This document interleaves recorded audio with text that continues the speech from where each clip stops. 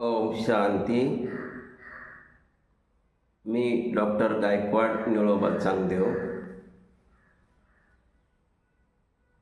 197 खेड आळंदी विधानसभा मतदारसंघातून अपक्ष उमेदवार म्हणून निवडणूक लढवित आहे आणि माझे चिन्ह हे गॅस शेगडी आहे. बटन क्रमांक 8 मधील गॅस शेगडी या चित्रासमोर बटन दाबून मला प्रचंड बहुमताने विजयी करावे असे मी सर्व मतदार बंधू भगिनींना नम्र विनंती करीत आहे.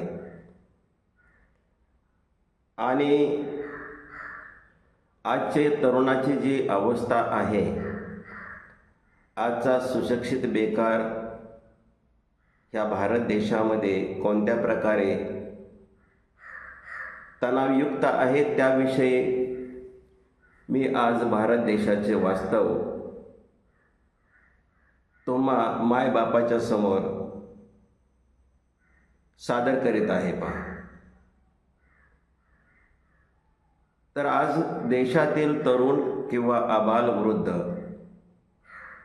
अतिशय तणावयुक्त आहेत. कशामुळे तणावयुक्त आहेत? तर आज बेरोजगारी, बेकारी, भ्रष्टाचार, अत्याचार, दंगे, आंदोलने, राजकर्त्यांचे आपापसात मधले तंटे आणि ह्या तरुणांच्या हाताला काम नसल्यामुळे ते सुशिक्षित बेकार झाले आहेत. आणि ह्या गोष्टीमुळं तो तरुण किंवा वृद्ध शेतकरी त्यालाही त्याच्या जमिनीमध्ये योग्य प्रकारे भाव न उपलब्ध होणे, त्यामध्येही खाजगीकरण निर्माण करणे आणि शेतामध्ये कष्ट करून सुद्धा त्याच्या कष्टाचं चीज होत नसल्यामुळे तेही तणावयुक्त आहेत. आणि म्हणून ह्या तणावामुळे आज सामान्य जनता भरकटली आहे. आणि म्हणून आज जेव्हा आपण पाहतो तेव्हा हार्ट अटॅकचं अतिशय प्रमाण पण वाढलेलं आहे. आणि म्हणून ह्याच्यावर मात करण्यासाठी, तणावावर मात करण्यासाठी की त्या तरुणांना योग्य मार्गदर्शन झालं, त्याचबरोबर त्या तरुणांना त्याच्या हाताला योग्य असं व्यवसायाचं पाठबळ मिळालं किंवा त्यांना त्यांच्या इच्छेनुसार जर सरकारी सेवेमध्ये त्यांना नोकऱ्या मिळू लागल्या तर असे तरुण अजिबात व्यसनाधीन होणार नाहीत. आणि व्यसनाधीन होण्याचं कारणच हे आहे की आज देशामध्ये आपण पाहिलं तर कित्येक असे तरुण, थोड्या कोवळ्या वयामधले तरुण सुद्धा अतिशय दारू पित आहेत. तरुणांची गँग अतिशय दारू पिऊन धिंगाणा करीत आहे. आणि असे हे धुंद झालेले जर आमचे युवक असतील किंवा अजून आबालवृद्ध असतील तर आमच्या देशाचं भविष्य काय? आणि हे सर्व पाहत असताना आमचे घराणेशाहीचे जे लोकसेवक आहेत हे त्याच्याकडे अतिशय डोळेझाक करीत आहेत. आणि डोळेझाक करण्याचं कारण काय आहे? कारण आज जर आपण पाहिलं तर जे तरुण व्यसनाधीन झालेले आहेत त्याला एकच कारण आहे की त्यांचे शिक्षण पूर्ण होऊन सुद्धा त्यांना खाजगीकरणाच्या ह्या उद्योगामुळे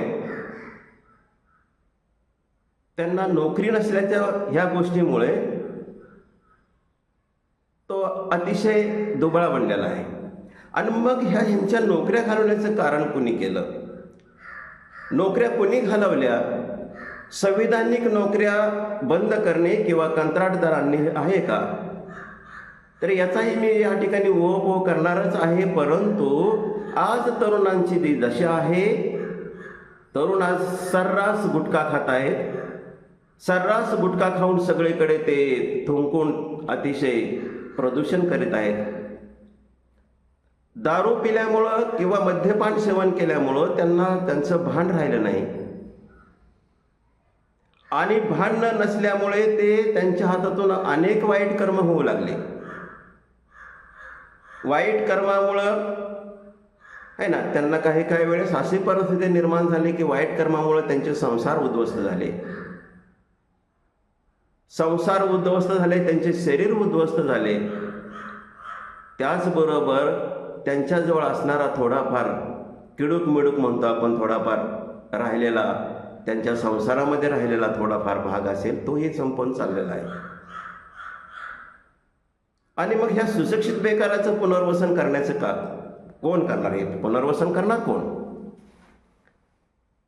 आणि म्हणून आज तरुणांचे अतिशय कोवळ्या वयामध्ये त्यांचे लिव्हर बिघडले. लिव्हर म्हणजे आपले यकृत असतं ना, यकृत, तर यकृत निकामी होऊ लागले, पोटामध्ये पाणी होऊ लागलं, आणि एकदा दोनदा ते त्या पोटातून पाणी काढलं की त्याचा मृत्यू झाला. आणि मग एवढ्या पोळ्यामुळं त्यांची छोटी छोटी मुलं असणारी आहे ना, त्यांच्या असणाऱ्या त्या भगिनी यांचं आयुष्य फार उद्ध्वस्त होऊन जात आहे. आणि मी असे कित्येक पेशंट पाहिलेले आहेत कोवळ्या वयामध्ये जेव्हा ही मुलं एक 25 आणि 20 वर्षामध्ये दारूच्या व्यसनामध्ये जातात, तेव्हा असे कित्येक 20-20, 25-25 वर्षाची जे तरुण आहेत त्यांचा मृत्यू झालेला मी कित्येक त्या हॉस्पिटलमध्ये पाहिलेला आहे. ससून हॉस्पिटलमध्ये कित्येक वेळा पाहिलेला आहे. आणि म्हणून बांधवांनो, त्यांच्या त्या मुलाबाळाचा आक्रोश पाहून माझं फार हृदय विदीर्ण होते की ह्या दारुड्यांचं किंवा व्यसनवाल्यांचं हे व्यसन सोडवायचं कसं, आणि मग ह्या व्यसनाला लावलं कुणी, हा एक महत्त्वाचा प्रश्न आहे. व्यसन करण्यासाठी कोणीही केलं, त्याला हे केलं तर त्याची ती परिस्थिती निर्माण झाली. सुशिक्षित बेकार खाजगी शिक्षण घेतले, खाजगी संस्थेमध्ये पैसा तिकडे आईबापांनी घालवला. तिकडून आल्यानंतर त्यांना जी पदवी मिळाली, ती पदवी मिळाल्यानंतर जेव्हा ते नोकरी करू लागले तेव्हा ते काय करू लागले, ह्याच्यामध्ये की कॉन्ट्रॅक्टमध्ये त्यांचे नियुक्ती होऊ लागल्या आणि कमी पगारामध्ये. इकडे त्यांचा पैसा गेला, इकडे त्यांना पैसा मिळत नाही, म्हणून ते दारू पिऊ लागले. आणि म्हणून जर दारूचे स्रोतच आपण बंद केले कायद्यानुसार,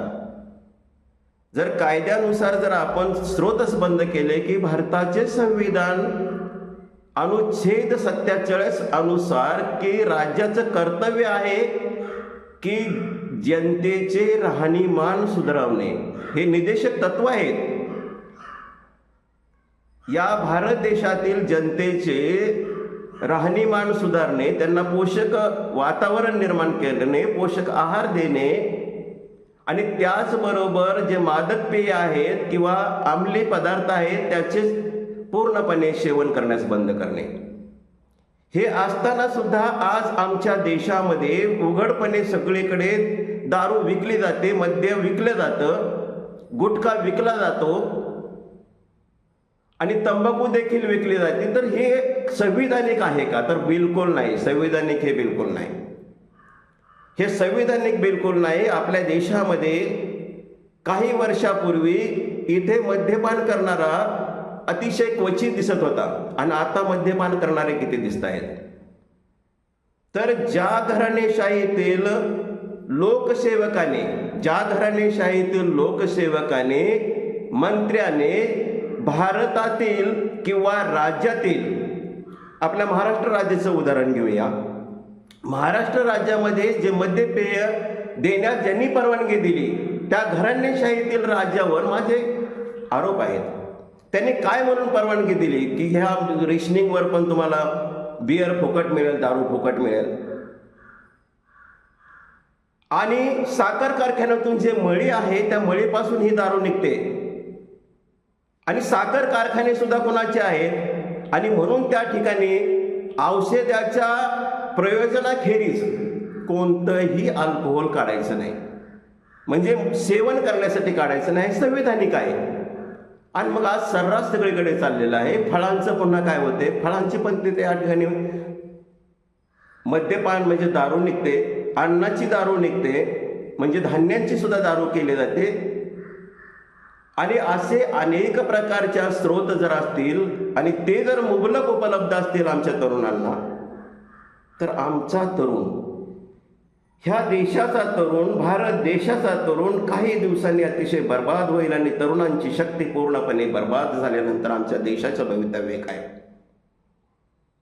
म्हटलं जातं की त्याच्यावर फार टॅक्स मिळतो. अरे टॅक्स मिळतो म्हणजे काय, की टॅक्स मिळाला म्हणजे आमचा देश सुधारला का, आमचे आरोग्य सुधारले का, आमच्या तरुणांचे जे चाललेले जे आहे वितंडवा तो संपला का, किंवा त्यांच्या शरीराला जे अपाय होतोय तो सुधारला काय? तर मला आमच्या घराणेशाहीच्या राजनेत्यांना विनंती असेल, नम्र विनंती असेल, संविधानिक विनंती करतोय, डॉक्टर बाबासाहेब आंबेडकरांचा मान राखण्याच्या द्वाराने मी तुम्हाला विनंती करतोय की बाबासाहेबांच्या या संविधानाचा, की जे उदात्त मत होते बाबासाहेब आंबेडकरांचे, एका कुठल्याही जातीसाठी नव्हते तर ते सर्व जातींसाठी होते. हे संविधान फक्त एका कुठल्या जातीसाठी नाही, म्हणून डॉक्टर बाबासाहेब आंबेडकर यांनी कुठल्याही एका धर्माने सीमित ठेवू नये. जे ब्राह्मणशाहीच्या विरुद्ध आहे, परंतु ब्राह्मणांना सुद्धा बाबासाहेबांचा जो कायदा आहे तो लागू आहे. आमच्या तमाम जे बहुजन आहेत लोक, त्यांनाही तो समान आहे. म्हटलंय ना की अनुच्छेद, भारताचे संविधान अनुच्छेद 14 कायद्यापुढे समानता आहे. म्हणजे या ठिकाणी जातपात धर्म हे पाहायला जात नाही, परंतु या देशाचा तो नागरिक आहे आणि ह्या नागरिकाला समान हक्क किंवा न्याय देण्याचं नकारात्मक उत्तर कधीही संविधान देणार नाही किंवा नकार देणार नाही. म्हणून सर्व आम्ही सगळे एक आहोत. हम सब एक आहे. हम सब भाई भाई है. कोई भी धर्म वाला हो, कोई भी जाति वाला हो, हमारा देश का वो नागरिक है, वो मेरा भाई है, वो मेरी बहन है. तो मेरे भाई और बहन को जे आता हे त्यांना जे आजार निर्माण होऊ लागलेले आहेत मद्यपानामुळे, ते मद्यपानाचा आजार निर्माण जे झालेले आहेत ते त्यांना काउन्सिलिंग करणं हे माझं काम आहे. आणि त्याचबरोबर सरकारलाही सांगणं माझं काम आहे. सरकारने सुद्धा हा संविधानाचा भंग करू नये. आणि संविधानाचा जर भंग केला तर ह्या देशातल्या लोकांचं, तमाम लोकांचं आयुष्य पूर्णपणे उद्ध्वस्त होईल. आणि हे उद्ध्वस्त झालेले आयुष्य ह्या तमाम लोकांचं, आणि आज पाहत आहोत आम्ही की आज कुठे कुठे आहे ना, ज्या ठिकाणी जास्त गरीब आहे त्या ठिकाणीच हे मद्यपान जास्त केलं जातं. आणि गरीब अतिशय धुंद होऊन मतिमंद झालेले आहेत आणि त्यांना त्यांच्या सभोवतालचा अवेअरनेस राहिलेला नाही. आणि त्याचा जर गैरफायदा घेऊन त्यांना धुंद करून जर मतांसाठी जर तुम्ही त्यांना धुंद करीत असाल तर ह्या देशाचं भवितव्य जबरदस्तपणे धोक्यात आहे. सारी जनता गरीब होईल. तुम्ही राजघराण्यातले सगळे ठेकेदार म्हणा किंवा अजून मोठे कोणी असतील ते तुम्ही मोठे व्हाल, श्रीमंत व्हाल, पैशाने व्हाल, परंतु नीतिमत्ता ह्या देशामध्ये कुठेही राहिली जाणार नाही. आणि ज्या देशामध्ये नीतिमत्ता नसेल त्या देशाला स्वर्णिम भारत म्हटलं जाणार नाही. स्वर्णिम भारत म्हणजे स्वर्ग. स्वर्ग म्हणजे स्वतःची रग, प्रत्येक जनतेची रग ज्या ठिकाणी चालते त्याला स्वर्ग म्हटलंय.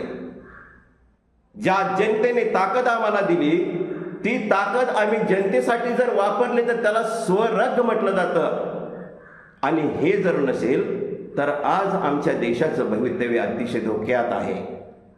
माझा जर तरुण ह्या व्यसनापायी जर संपून जात असेल तर ह्या देशाचं भवितव्य अतिशय धोक्यात आहे. म्हणून तुम्हाला विनंती राहील, राजकर्त्यांना विनंती करत आहे की दादा रे, तुम्ही जे संविधानाचा भंग करून जे ह्या देशामध्ये दारू वितरणाचा जो धंदा केलेला आहे, दारू वितरणासाठी तुम्ही जो परमिशन दिलेले आहे, ही परमिशन तुम्ही नक्कीच बंद करा.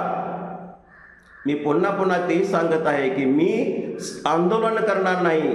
कोणत्याही संविधानिक गोष्टीसाठी आंदोलन करण्याची अजिबात गरज नाही. तुम्ही हे संविधानाचं अप्लिकेशन का करत नाही ह्याविषयी बाकी मी तुम्हाला जाब विचारल्याशिवाय राहणार नाही.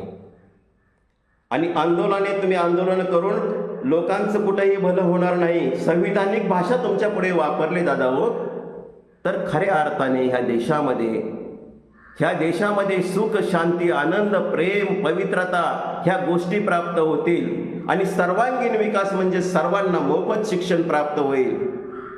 आणि सर्वांना मोफत शिक्षण प्राप्त झाल्यानंतर ह्या देशामध्ये जर त्या शिक्षित तरुणांना जर त्यांच्या हातांना नोकरी प्राप्त झाली, धंदा प्राप्त झाला, तर हा देश सुजलाम सुफलाम झाल्याशिवाय राहणार नाही. शेतकऱ्याचे तेच प्रश्न आहेत. शेतकऱ्यांना हमी भाव मिळत नाही. शेतकरी अतिशय कित्येक वर्षापासून मी ऐकतोय की शेतकऱ्यांनी आत्महत्या केल्या. हे प्रसंग का निर्माण झाला? ज्यांनी खाजगीकरण ह्या देशामध्ये दिले त्या दगाबाजांना तुम्ही विचारा की दादा रे, तुम्ही या ठिकाणी हे खाजगीकरण का आणलं? तुम्ही ज्यांच्या जमिनी तुम्ही त्यांच्या लुटल्या, शासनाच्या नावाखाली लुटल्या आणि त्यांना विस्थापित केलं, त्यांना भूमिहीन केलं, अशांना तुम्ही विचारा की दादा रे, तुम्ही हे काय केलं? आणि एक लक्षात ठेवा, कितीही कमवलं, कितीही मोठा झाला, तर ते सर्व मत्ता आणि सत्ता ह्या ठिकाणीच राहणार आहे. हे फक्त आमच्या राजघराण्यातल्या लोकांना निक्षून सांगत आहे. आणि दादा, कितीही तुम्ही कमवलं, दुसऱ्यांचे पोट उपाशी मारून तुम्ही जर कितीही केलं, तर तुम्हीही ह्याच ठिकाणी ठेवणार आहात, हे भान तुम्ही विसरलेला आहात. आणि सत्ता मिळाले की आम्ही फक्त काय करतो? सत्ता मिळाले की आम्हाला मत्ता ह्याची नशा चढते, त्या सत्तेची नशा चढते, आम्ही मगरूर बनतो. आणि सामान्य जनतेने ज्याची तुमच्याशी ओळख नाही त्यांना तुम्ही विसरता. अरे दादा हो, विचार करा, जेव्हा एखादा मतदार असतो, तो मतदाराला मी विचारलं बऱ्याच ठिकाणी, तर मतदार मला काय म्हणतात, दादा मी कोणाला रे मत देऊ, कोणाला रे तिकीट मिळालं? पहा, त्या व्यक्तीची आणि त्या पक्षवाल्यांच्या कोणत्या राजनेत्याची त्यांची ओळख नसते बिचारे, आणि तुम्ही त्यांना ओळखत पण नाही. मोठे लोक सोडले तर त्यांना तुम्ही ओळखत सुद्धा नाही, तरी पण ते तसे बोलतात. आणि त्या जनतेला जर तुम्हाला ते ओळखत नसताना, तुम्हाला ते कधी पाहत नसताना, तुमच्या नावावर त्यांना जर तुम्ही मतदान करीत असतील आणि त्यानंतर जर तुम्ही त्यांच्याशी अतिशय वाईट पद्धतीने जर वागत असाल, तर ह्या देशाचं राजकारण आणि ह्या देशाचं राजघराणे अतिशय निर्दय आहे असं मी निक्षून सांगत आहे. आणि म्हणून सर्व बांधवांना, सर्व मतदान बंधू भगिनींना मी हेच विनंती करतोय की ह्या देशामध्ये निस्वार्थ कल्याणकारी राज्य आणण्यासाठी सर्व अपक्ष यांना जर तुम्ही निवडून आणलं, तर ग्रामपंचायतीप्रमाणे ह्या देशाचं राजकारण सुद्धा अपक्षाने निर्माण होईल. कारण प्रत्येक अपक्ष हा ह्या घराणेशाहीच्या प्रत्येक गोष्टीला वैतागल्यामुळं ते उभा राहिलेला आहे. आणि हा उभा राहिलेला जो अपक्ष आहे, या अपक्ष बांधवांना, कोणत्याही अपक्ष बांधवांना तुम्ही निवडून द्या आणि ह्या देशामध्ये अपक्षांचं सरकार निर्माण होऊ द्या. आणि मग पुन्हा बघा की ह्या देशातला जो आता चाललेला जो भ्रष्टाचार आहे, आता चाललेला जो अत्याचार आहे, तो नक्कीच थांबेल. आणि नक्कीच थांबल्यानंतर हा माझा भारत देश हा स्वर्णिम, किंवा म्हटलं जातं ना की मेरा देश हा कैसा था, सोने की चिड़िया थी लेकिन अभी भी वो बनने वाली है. और इसलिए हम सब भाई भाई है, हमारे सब, कोई भी हमारा दुश्मन नहीं है, कोई भी हमारा दुश्मन नहीं, हम सब एक है. आणि एक होकर हम इस देश को मजबूत बनाएंगे और मजबूत बनाकर हम सबको आगे लेकर अन्न, वस्त्र, निवारा ये सब प्रदान करके हम हमारा देश सारे विश्व में गोल्डन माना स्वर्णिम देश बनाएंगे. ये हमारी तमन्ना है. और इसलिए हम इस लड़ाई में, इस चुनौती में हम आगे बढ़ रहे हैं. और इसलिए मेरे भाई और बहनों, आप हमारी सुनी है, हम भी आपकी सुनेंगे. आने के बाद हम अब तो कभी भी नहीं भूलेंगे. जैसा मैं अभी सामान्य जनते में जा रहा हूँ, वैसे ही हम कितना भी बड़ा होगा तो हम वहाँ जाकर लोगों की सेवा करेंगे और उनका जो प्रश्न है, संवैधानिक प्रश्न जो भी है, वो छोड़ने का प्रयास करेंगे। इसलिए म्हणून मी एक अपक्ष उमेदवार डॉक्टर निळोबा चांगदेव गायकवाड यांना प्रचंड बहुमताने विजयी करा आणि बटन नंबर 8